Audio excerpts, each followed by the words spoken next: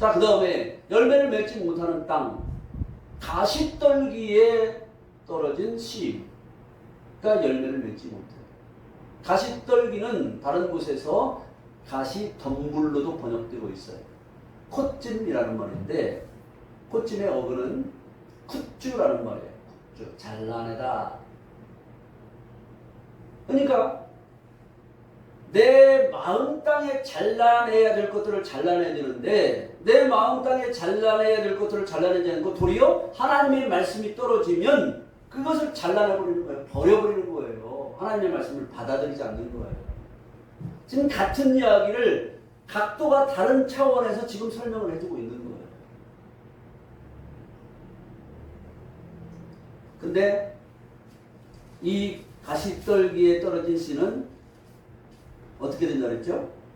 가시가 자라 기운을 막음으로 결실하지 못하였고, 그런데 그 다음에 예수님이 비유를 풀어주시는 말씀 18절을 보면 어떤 이는 가시떨기에 뿌려진 자니 이들은 말씀을 듣기는 하되 세상의 염려와 재물의 유혹과 기타의 욕심이 들어와 말씀을 막아 결실하지 못하게 하는 자요. 세상의 염려, 재물의 유혹, 기타 욕심이 들어와서 말씀을 결실하지 못하게 한다.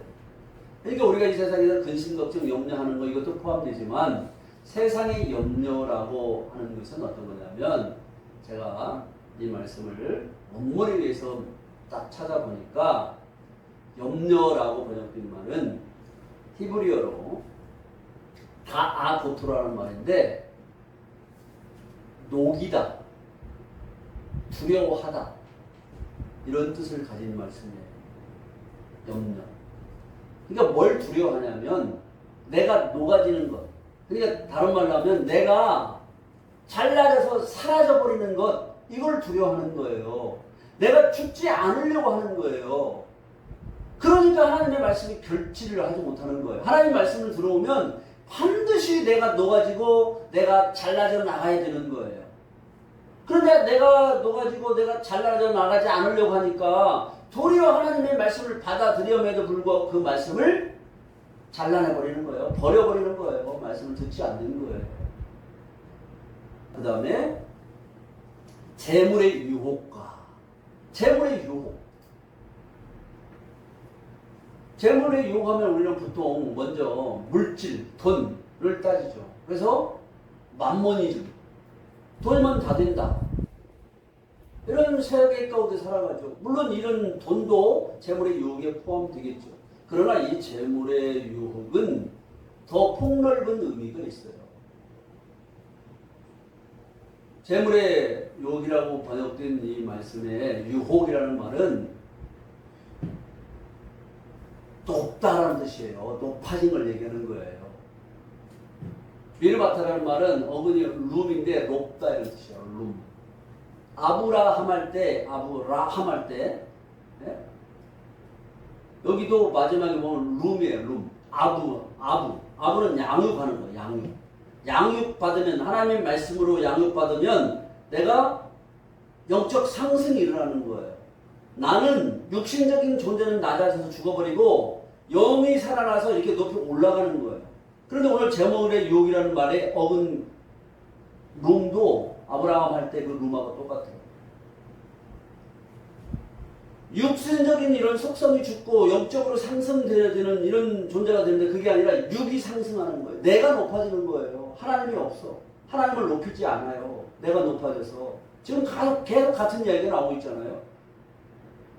이런 상태로 살아가는 것을 재물의 유혹이라고 번역을 해놓은 거예요. 그것이 나의 부라고. 내가 어떤 것을 축적해놨어요. 쌓아놨어요. 그러니까 어떤 유형의 물질적인 돈뿐만 아니라 내가 쌓아놓은 어떤 모든 것들, 하나님의 말씀 이외에 다른 것들이 쌓아져서 내가 높아진 거예요. 어떤 사람은 학문적으로 높이 올라가지고요. 지식이 높은 사람들은 신앙을 잘 안 가지는 사람도 있다고 그래요. 어떤 연구에 의하면. 어떤 철학을 하는 사람들, 신앙을 안 가질 수 있어요. 그 철학 세계 속에 들어가가지고 철학에 빠져서 사는 거예요. 아무리 그런 쪽에 발달을 하고 있어도 거기에 갇혀 살면 절대로 여기에서 헤어날 수가 없는 거예요. 그게 높아질 때 높아지는 거예요. 교만의 극치에 달아있는 상태, 이 상태를 재물의 유혹이라고 하는 거예요. 물질적인 그런 유혹뿐만 아니라 어떤 지식적인 알 이런 상태에 머물러 있는 거예요. 그걸 절대 생각이 안 바뀌는 거예요. 기타 욕심이 들어와서 다른 욕심들 이렇게 가시떨기에 떨어진 씨 같은 그런 마음파는 잘라낼 것을 내 안에 잘라내고 잘라내는 것이 아니라 하나님의 말씀을 잘라내는 거예요. 내쳐버리는 거예요. 그럼 환난은 어떤 환난이냐? 짜라라는 말이에요. 환난이라고 번역된 말이에요. 좁다라는 뜻이에요. 좁다.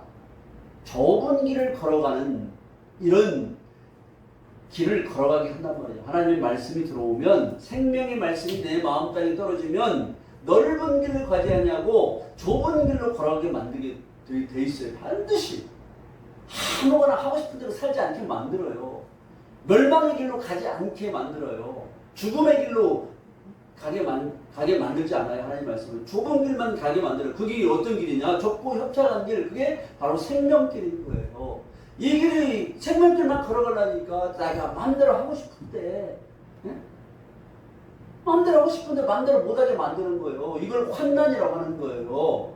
선교지에 가서 막 어디 아니면 집안에서 예수 믿는 걸 반대하는 이런 것만을 환난이라고 하지 않아요. 생명길만을 가게 만드는 환난. 여기다 꽁꽁 묶어놔 버리는 거예요. 이 길만 걸어가라. 이런 환난이 올 때 견디지 못하는 거예요. 너 힘들어서 못하겠어. 너 하고 싶은 대로 해야지. 어떻게 그렇게 살아? 그냥 넘어져 버리는 거예요. 근데 예수 믿으면서 할지 못할지 다 하고 돌아다니잖아요.